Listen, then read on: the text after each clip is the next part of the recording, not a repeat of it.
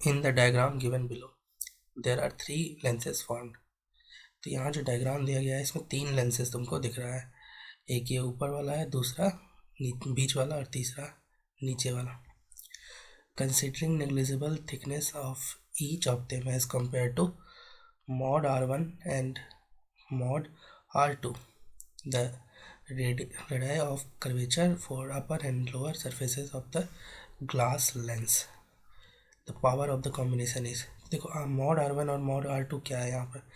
तो यहाँ पर देखो तीन मीडियम है, एक वाटर, ग्लास एंड वाटर.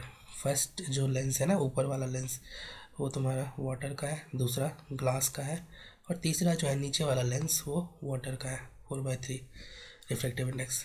तो जो ग्लास वाला जो है ना, उसका रिफ्रैक्टिव उसका रेडियस, जो ऊपर वाला पार्ट है उसका रेडियस R1 है, मतलब इस पार्ट का, और नीचे वाला जो पोर्शन है उसका रेडियस ऑफ कर्वेचर R2 है.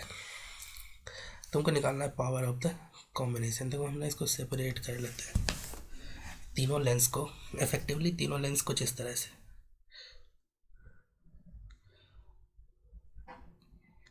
ये सबसे ऊपर वाला 4/3 का है, उसके नीचे वाला ग्लास का,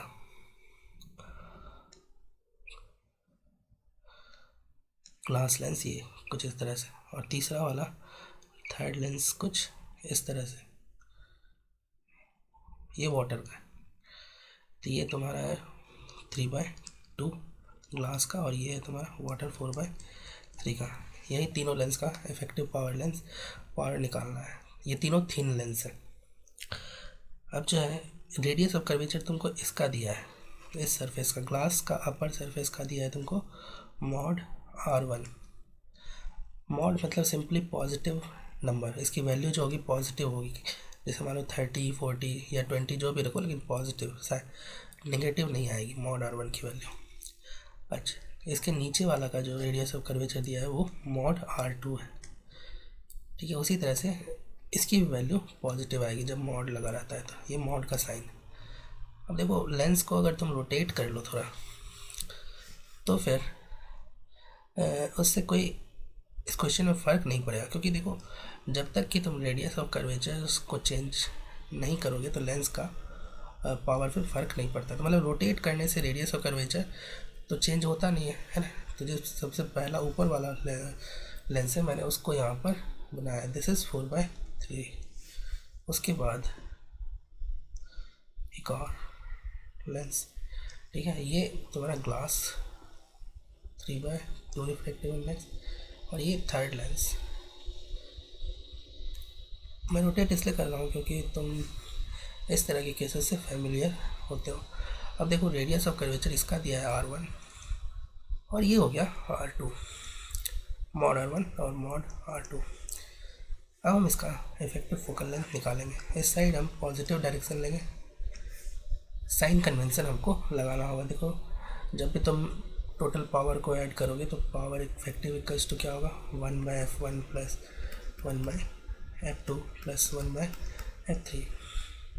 ये तुमको साइन कन्वेंशन के साथ यहाँ पर रखने होंगे तीनों की वैल्यूज़.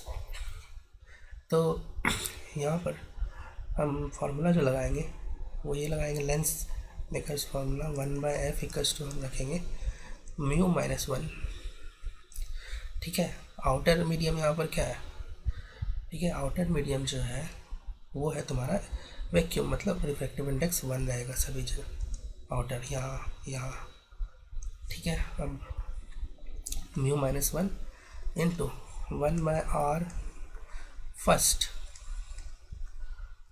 जो पहले मिलेगा रेडियस ऑफ कर्वेचर है ना, जहाँ पे पहला रिफ्लेक्शन होगा, माइनस लेंस का सेकेंड सरफेस का radius of curvature R second. इस तरह से ये फॉर्मूला हम लगाएंगे. तो चलो हम पहले लेंस के लिए लगाते हैं ना.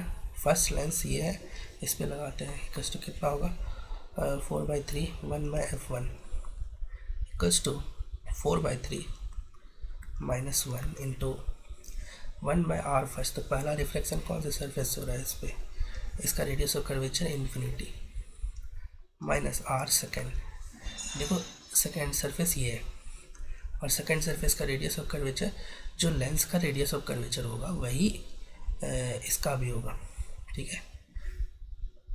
तो जो लेंस का रेडियस ऑफ कर्वेचर है वो कितना है, R1, तो मॉड R1 यहाँ पर आएगा। साइन कन्वेंशन भी लगाना होगा। तो अब देखो ये जो सरफेस है इसका radius of centre of curvature किधर होगा, इस साइड होगा कहीं यहाँ पर रेडियस ऑफ कर्वेचर। ये जो सेंटर ऑफ कर्वेचर होगा ये लेफ्ट साइड लाई कर रहा है, तो इसका जो रेडियस कर्वेचर यहाँ पर R1 तुम रखोगे वो माइनस साइन के साथ रखोगे, minus mod R1। For example mod R1 की वैल्यू है तुम्हारी 20, तो तुमको यहाँ पर माइनस के साथ रखना होगा। इसकी वैल्यू यहाँ से तुमको मिल गई 1/3 mod R1।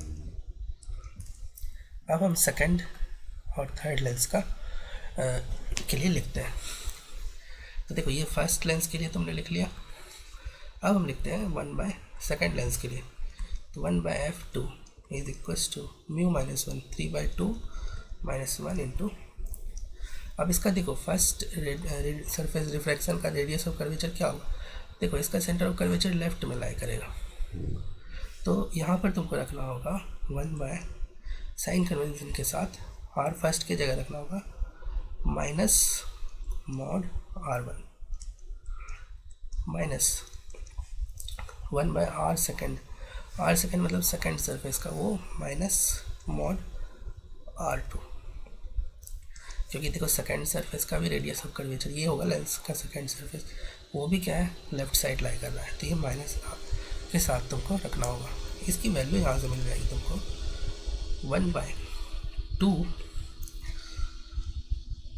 Minus mod R1, और यहाँ पर ये माइनस माइनस प्लस हो जाएगा, प्लस 1/2, ठीक है, यहाँ 1/2 इससे आएगा इनटू मॉड R2। तो ये हो गया तुम्हारा सेकेंड 1/f2। अब हम निकालते हैं 1/f3 लिखते हैं। 1/f3 की जो वैल्यू होगी थर्ड लेंस के लिए लिखते हैं 1/f3 इक्वल्स टू होगा म्यू माइनस 1। तो देखो यहाँ म्यू कितना है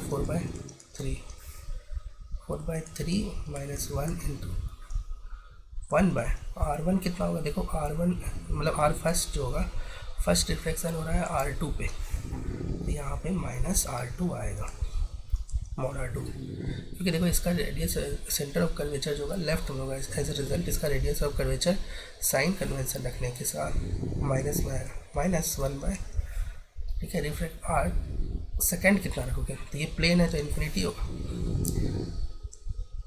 बस यहाँ हो गया 1/3, ठीक है, माइनस 1/3 मॉड R2। बस इन तीनों को ऐड कर लो, ये फर्स्ट इक्वेशन और ये तुम्हारा सेकंड और ये third, you will get effective power. तो हम इन तीनों टर्म्स को ऐड कर लेते हैं, ठीक है। तो देखो तुम्हारा पहले से आ रहा है 1/3 मॉड R1, और सेकंड से आ रहा है माइनस 1/2 मॉड R1, और यहाँ से आ रहा है प्लस 1/2 मॉड R2 और माइनस 1/3 मॉड R2। देखो R1 को ऐड कर लो और R2 को, तो यहाँ पे 1/3 माइनस 1/2 करोगे तो ये आ जाएगा तुम्हारा माइनस 1/6 मॉड R1, और यहाँ पर 1/2 माइनस 1/3 करोगे इसमें, तो ये आ जाएगा तुम्हारा प्लस 1/6 मॉड R2, ठीक है। देख लो कौन सा ऑप्शन मैच कर रहा है यहाँ पे।